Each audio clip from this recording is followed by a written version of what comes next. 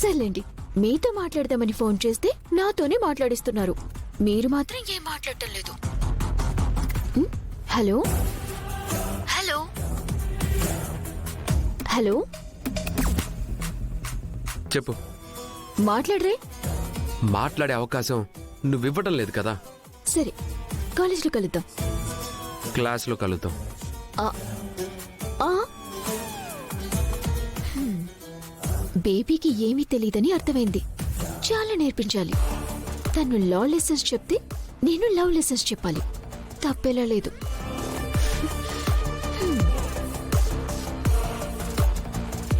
Sudden గా phone చేసి ఇలా మాట్లాడుతుంది ఏంటి? ఇంతకీ జామ్ రెడీ అయిందో లేదో. Sir 1 minute. ఆఫీస్లో ఏదో ఇంపార్టెంట్ మీటింగ్కి వెళ్తుంటే ఆపుతావేంటి? మాట్లాడాలి. తర్వాతైనా మాట్లాడొచ్చు కదా. లేదు, నేను ఇప్పుడే మాట్లాడాలి. సరే, ఏంటో చెప్పు. ప్రేమ్ అలా వదిలేస్తే ఎలా? మీతో పాటు ఆఫీస్కి తీసుకెళ్ళొచ్చు కదా. మీకు హెల్ప్గా ఉంటాడు. తను ఆఫీస్ పనిలో నేర్చుకుంటాడు. ఇంత సడన్ గా మరిది గారి మీద అంత ప్రేమొచ్చిందేంటి? ఇది ప్రేమ కాదు, జాగ్రత్త. ఏంటి వాడి మీదున్న నీకు జాగ్రత్త? మనిషికి ఏమీ లేనప్పుడే పనికిరాని పనులన్నీ చేస్తుంటాడు. అదే ఒక పని అలవాటు చేస్తే ఆ పనిలో పడి మిగిలిన వాటిని వదిలేస్తాడు. ఇప్పుడు వాడేం చేశాడని? ఏమీ చేయకూడదనే చెప్తున్నాను. తనని మీతో పాటు ఆఫీస్కి తీసుకెళ్తే మంచిది. వాడు ఫ్రీ బోర్డ్లో బయట తిరగడానికి అలవాటు పడ్డాడు. ఆఫీస్కి సంబంధించిన ఏ వర్క్ తెలీదు. ఇప్పుడు సడన్గా ఆఫీస్కి తీసుకెళ్తే ఉన్న వర్క్ డిస్టర్బ్ అవుతుంది తప్పితే వాడొచ్చి చేసే హెల్ప్ ఏమీ ఉండదు. అసలు ఇంత సడన్గా వాడిని ఆఫీస్కి తీసుకెళ్ళమంటున్నావు? కరెక్ట్ రీజన్ ఏంటో చెప్పు. ఫ్రీ బర్డ్ లాగా వదిలేశారుగా, అందుకే మీరు ఏ వర్క్ చెప్పడం లేదని లా కాలేజ్లో లెక్చరర్గా జాయిన్ అయ్యాడు.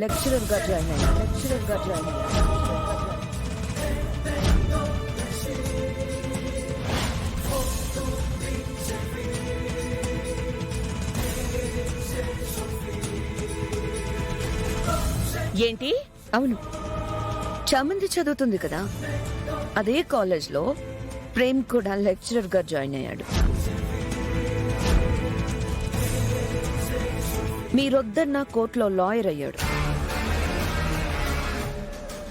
మీరు ఎవరినైతే జైలుకు పంపించాలనుకున్నారో వారి తరపున వాదించి బయటికి తీసుకురావాలనుకున్నాడు.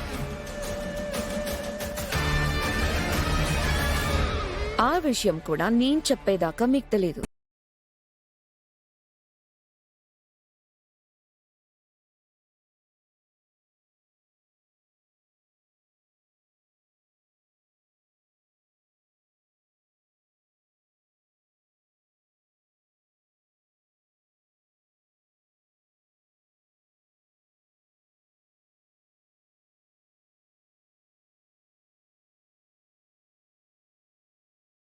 రేయ్ ప్రేమ్, రేయ్ ప్రేమ్, రేయ్ ప్రేమ్, రేయ్ ప్రేమ్,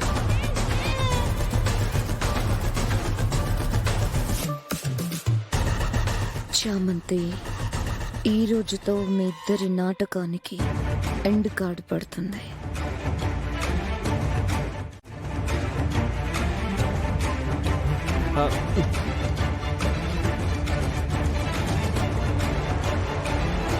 ఇంకా జీవితంలో నీ మొహం నాకు చూపించుకో. పో బయటికి. పిలిచిన లోపలికి రాకుండా అక్కడేం చేస్తున్నావు? రా లోపలికి.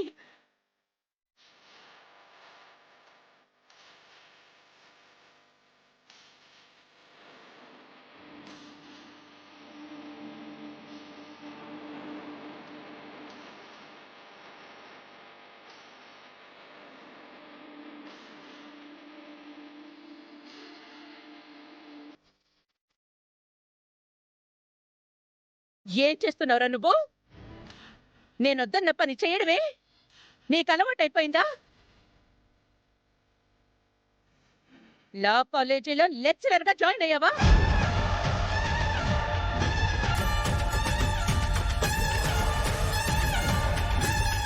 చెప్పు.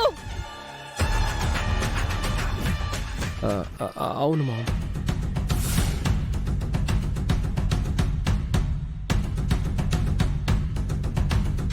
ఎంత ధైర్యం రా నీకు? తల్లి మాట మీద నీకు గౌరవం లేదా? ఇదేనా నువ్వు నాకు ఇచ్చే విలువ?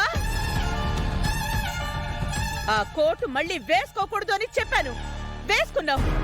ఇప్పుడు నాకు చెప్పకుండా ఏకంగా వెళ్ళి లా కాలేజీలో లెక్చరర్ గా జాయిన్ అవుతావా? అంత అవసరం ఏంటి? ఎవరి కోసం జాయిన్ అయ్యావు?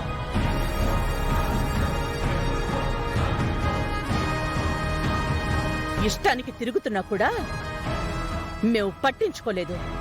సరే నీ ఇష్టం, నాకు కష్టం రానంత వరకు భరిద్దాంలే అని ఊరుకుంటూ ఉన్నాను. కానీ నువ్వు చేసే ప్రతి పని నన్ను ఇబ్బంది పెడుతోంది, నాకు నచ్చడం లేదు. చూడు, నా వైపు చూసి సమాధానం చెప్పు. చెప్పు, ఎందుకు జాయిన్ అయ్యావు? హఠాత్తుగా కాలేజీలో జాయిన్ అవ్వాల్సిన అవసరం ఏమొచ్చింది? చెప్పు, ఎవరి కోసం జాయిన్ అయ్యావు? అమ్మా అది నేను చెప్పు, ఎవరి కోసం జాయిన్ అయ్యావు? అది చెప్పాను కదా అత్తయ్య.